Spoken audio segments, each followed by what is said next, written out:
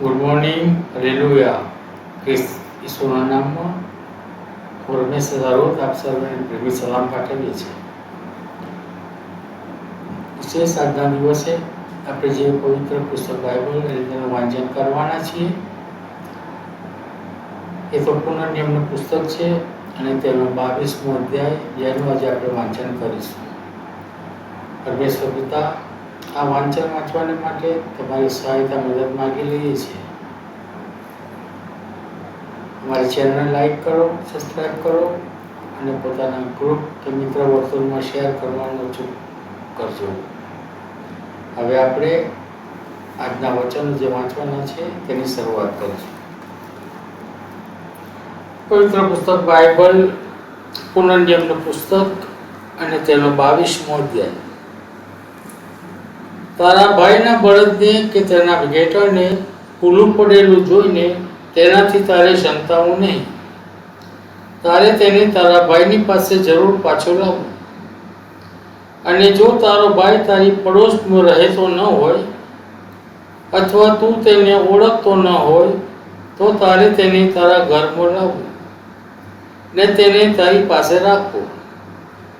ને તારો ભાઈ તેની શોધ કરે ત્યારે તારે તેને પાછું સોંપવું. તેના ગધેડા વિશે તારે એમ જ કરવું અને તેના વસ્ત્ર વિશે પણ તારે એમ જ કરવું. અને તારા ભાઈની ખોવાયેલી જે કંઈ વસ્તુ તને જડી હોય તે સર્વ વિશે તારે એમ જ કરવું. તારે તેનાથી સંતાવું નહીં. તારા ભાઈના ગધેડાને કે તેના બળદને રસ્તાની બાજુએ પડી ગયેલો જોઈને તું તેઓથી સંતાતો નહીં. તારે તેમને પાછા ઉઠાડવા ને જરૂર તેને મદદ કરવી. સ્ત્રીએ પુરુષનો વેશ ધરવો નહીં ને પુરુષે સ્ત્રીનો વસ્ત્ર પહેરવો નહીં. કેમ કે જે કોઈ એવા કૃત્ય કરે છે તે યહોવા તારા ઈશ્વરને અમંગળ લાગે છે.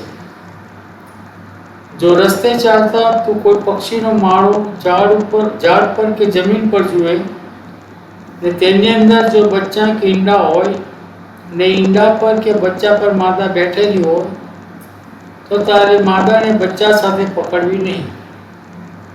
બચ્ચાને તો લે તો ભલે લે, પણ તારે માદાને જરૂર છોડી મૂકવી કે જેથી તારું ભલું થાય ને તારી જિંદગી વધે. જ્યારે તું નવું ઘર બાંધે ત્યારે તારે ધાબાને પરથી પાળ બાંધવી, એ માટે કે તે પરથી કોઈ માણસ પડ્યાના કારણથી તારા ઘર પર ખૂનનો દોષ આવે નહીં. તું તારી દ્રાક્ષાવાળીમાં 2 જાતના બી ન વા. રખેને તારી બધી ઉપજ એટલે તારું વાવેલું બી તથા દ્રાક્ષાવાળીની બધી ઉપજ નાશ પામે. તું બળદની સાથે ગધેડાને જોડીને ખેતી ન કર. ઊન તથા સોણ મિશ્રિત કપડાં તારે પહેરવા નહીં. જે જબ્બો તો પહેરે છે તેની ચારે બાજુએ તારે ઝાલર મૂકવી. જો કોઈ પુરુષ સ્ત્રી પરણેલ આવે ને તે તેની પાસે જાય ને તેના પર નારાજ થાય અને તેના પર તહોમત મૂકે ને તેનું નામ વગોવીને કહે કે હું આ સ્ત્રીને પાણીને લાવીને તેની પાસે ગયો ત્યારે તેનામાં કુંવારાપણ ચિહ્ન મને માલુમ પડ્યા નહીં, તો તે કન્યાના માતા પિતા તે કન્યાના કુંવારાપણના ચિહ્ન લઈને તેમને નગરના વડીલો પાસે ભાગળે લાવે. અને કન્યાના પિતા વડીલોને કહે કે મેં મારી દીકરી આ પુરુષને પરણાવી ને હવે તે તેને ધિક્કારે છે. અને જુઓ, તે તેના પર તહોમત મૂકીને કહે છે કે તારી દીકરીમાં મને કુંવારાપણના ચિહ્ન માલુમ પડ્યા નહીં, પણ મારી દીકરીના કુંવારાપણના ચિહ્ન તો આ રહ્યા. અને તેઓ નગરના વડીલોને આગળ તે લુગડું પાથરે. અને નગરના વડીલો તે પુરુષને પકડીને તેને ફટકા મારે. અને તેઓ તેને 100 શેકેલ રૂપિયાનો દંડ કહીને તે કન્યાના પિતાને આપે, કારણ કે તેણે ઇઝરાયલની કન્યાને ભોગવી છે અને તે તેની પત્ની કાયમ રહે. તેના આખા આયુષ્યભર તેનાથી તેના છૂટાછેડા કરી શકાય નહીં. પણ તે કન્યામાં તેના કુંવારાપણના ચિહ્ન નથી એ વાત જો સાચી પડે તો તેઓ તે કન્યાને તેના પિતાના ઘરના બાણા આગળ લાવે અને તેના નગરના પુરુષો તેને પથ્થરે મારીને મારી નાખે, કેમ કે તેણે તેના પિતાના ઘરમાં વ્યભિચાર કરીને ઇઝરાયલમાં મૂર્ખાઈ કરી છે. એવી રીતે તારે તારી મધ્યથી ભૂંડાઈ દૂર કરવી.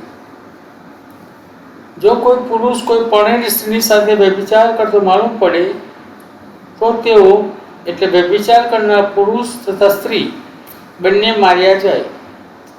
એવી રીતે તારે ઇઝરાયલમાંથી ભૂંડાઈ દૂર કરવી. જો કોઈ કુંવારી કન્યાની કોઈ પુરુષની સાથે સગાઈ કરેલી હોય અને કોઈ બીજો પુરુષ તે નગરમાં મળીને તેની સાથે વ્યભિચાર કરે તો તમે તે બંનેને તે નગરના દરવાજા પાસે લાવીને તેઓને પથ્થરે મારીને મારી નાખો. કન્યાને એ માટે કે નગરમાં હોવા છતાં પણ તેણે બૂમ પાડી નહીં, અને પુરુષને એ માટે કે તેણે પોતાના પડોશીની સ્ત્રીની આબરૂ લીધી છે. એ રીતે તું તારી મધ્યથી ભૂંડાઈ દૂર કર. પણ જો કોઈ પુરુષ સગાઈ કરેલી કન્યાને ખેતરમાં મળે અને તે પુરુષ તેના પર બળાત્કાર કરીને તેની સાથે વ્યભિચાર કરે તો વ્યભિચાર કરનાર પુરુષ એકલો માર્યો જાય. પણ તે કન્યાને તું કંઈ ન કરતો. કન્યાએ મરણ યોગ્ય કંઈ પાપ કર્યું નથી, કેમ કે જેમ કોઈ માણસ તેના પડોશીની સામે ઉઠીને તેને મારી નાખે તે જ પ્રમાણે તે વાત છે, કેમ કે તે તેને ખેતરમાં મળ્યો.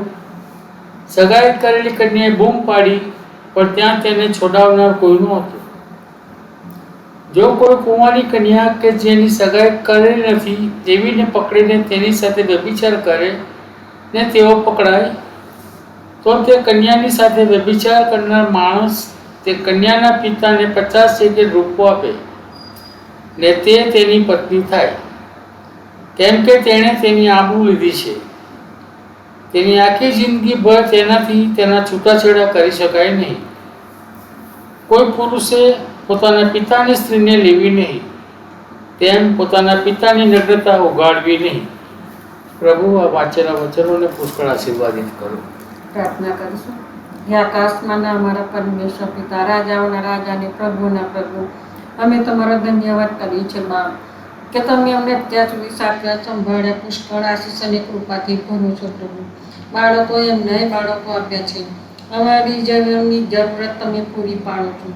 અમને શરીરે નિરોગી તંદુરસ્ત રાખો છો. સર્વ માટે મેં તમારો પુષ્કળ આભાર તત્કાર માને છે. હા બાપ, તમે એકલા જેવા મહાન દેવ છો પ્રભુ. તમે કોપ કરે ધીમે અને ઉત્તમ દયા કરવાની એવા ઉતાવળા પ્રભુ છો. વિશેષ અમે તમારો આભાર માનીએ છીએ પ્રભુ કે આખી દુનિયા તમે બનાવી, તમે સઘળું બનાવ્યું, તમે અમને પણ બનાવ્યો. હા પ્રભુ પિતા, એ સર્વ માટે અમે તમારો આભાર માનીએ છીએ. અને તમે અમને જીવન પ્રભુ મળ્યા છો એના માટે પણ અમે તમારો આભાર માનીએ છીએ.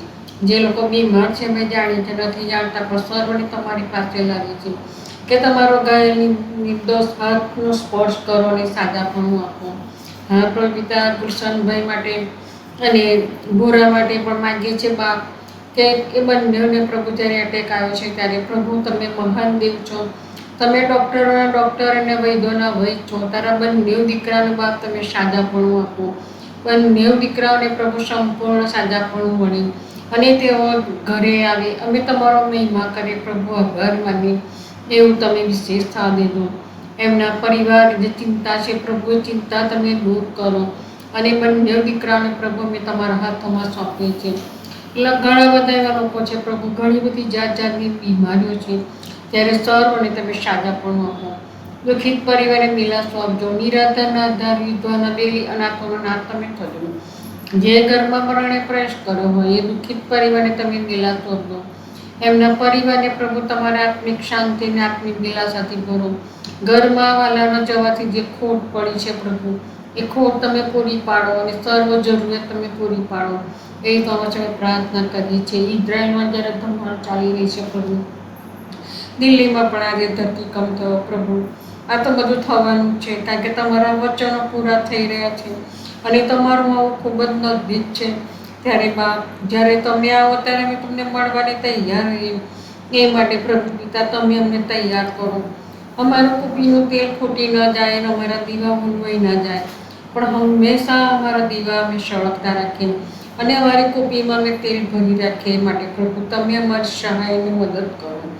ઘણા બધા લોકોને પ્રભુ અત્યારે મુશ્કેલીમાં જીવન જીવી રહ્યા છે. ઘણા બધા હતાશ નિરાશ થઈ રહ્યા છે. ત્યારે પ્રભુ સર્વને તમે સારું કરો એ સમય અમે પ્રાર્થના અને વિનંતી કરીએ છીએ. જે કંઈ વચનો વાંચવામાં આવે એ વચનો પર તમારું પુષ્કળ આશીષ અને તમારી કૃપા આપો. વચન વાંચવામાં પણ પ્રભુ તમે અમારી સહાયની મદદ કરો છો. એના માટે પણ અમે તમારો આભાર માનીએ છીએ. આ વચનો દ્વારા પ્રભુ કોક આત્મા તમારી ગમ ફરે એવું તમે થાવી. જ્યાં જ્યાં તમારા સંતો સેવકો છો, જ્યાં જ્યાં તમારી સુવાર્તા પ્રચાર થઈ રહી છે પ્રભુ, ટીવી દ્વારા, મોબાઈલ, રેડિયો, અનેક રીતે પ્રભુ, ત્યારે મેં તમારો આભાર માનીએ છીએ પ્રભુ. ત્યારે જે જો લોકો સાંભળે પ્રભુ, વાંચે, એ લોકોને તમારા આશીષ અને તમારી કૃપા કે આપજો. એમના હૃદયમાં તમે વાતનો વ્યવહાર કરજો બાપ. એક એક ઘૂંટણ તમે નમીને એક એક જીભ કબૂલ કરે કે ઈસુ ખ્રિસ્ત પ્રભુ છે એવું તમે થા દેજો. જે લોકો સતાઈ રહેલા છે પ્રભુ, એના માટે પણ ખાસ માંગીએ છીએ બાપ કે તમે હિંમત, શક્તિ, બળ અને સામર્થ્ય પૂરું પાડો. જે લોકો સતાવે છે એમના હૃદયમાં તમે વાત અને વ્યવહાર કરો પ્રભુ પિતા, અને એ લોકો તમારા બાળકો બને એવું તમે થા દેજો. અમારા પરિવારની આખી દુનિયાને પ્રભુ તમારે આશીષ અને તમારી કૃપા આપો. અમે તમારા હાથોમાં સોંપાય છે. જે કંઈ માંગ્યું તમારા દીકરા ઈસુ ખ્રિસ્તના જયના નામથી માંગીએ છીએ. સાંભળો અને સ્વીકાર કરજો બાપ. આમીન.